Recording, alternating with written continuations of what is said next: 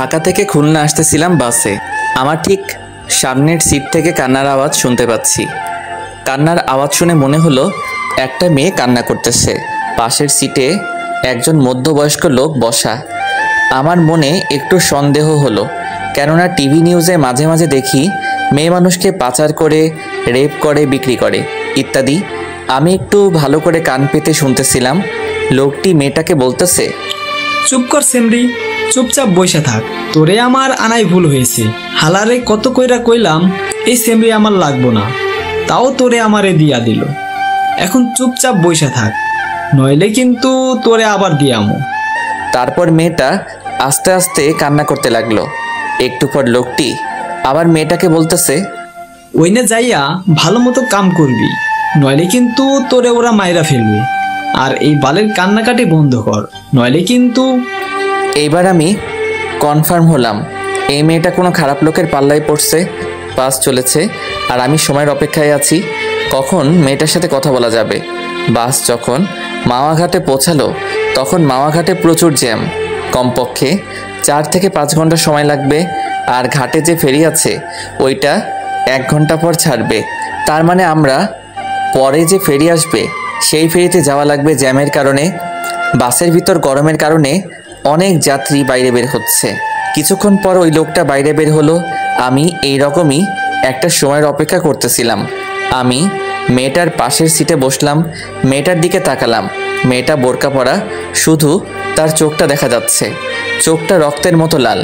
অনেক কেঁদেছে মেয়েটা। আমি মেয়েটাকে বললাম, কোনো সমস্যা? মেয়েটা মাথা নাড়িয়ে না বলল। আমি বললাম, যদি কোনো সমস্যা থাকে বলতে পারেন।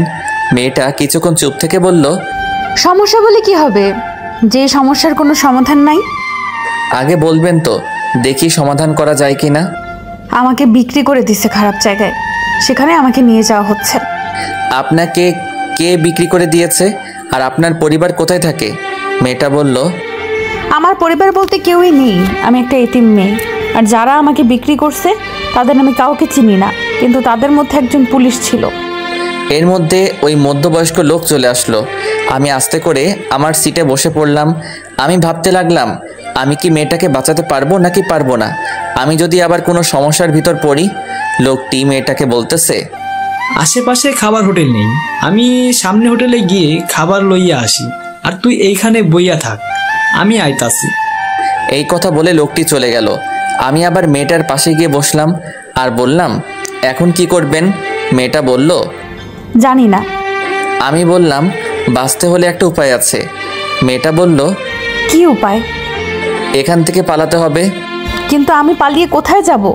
আমার তো আপন বলতে কেউ নেই এই দুনিয়াতে। সেটা এখন ভাবার বিষয় না। কিন্তু আপনি আমাকে নিয়ে কোথায় যাবেন? সেটা পরে ভাবা যাবে। কিন্তু কিন্তু কি? এই লোকটা চলে আসবে।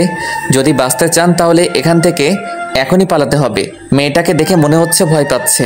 দেখেন, আপনি আমাকে বিশ্বাস করতে পারেন, আমি আপনার কোনো ক্ষতি করব না। মেয়েটা আমার চোখের দিকে কিছুক্ষণ তাকিয়ে থেকে বলল, চলুন।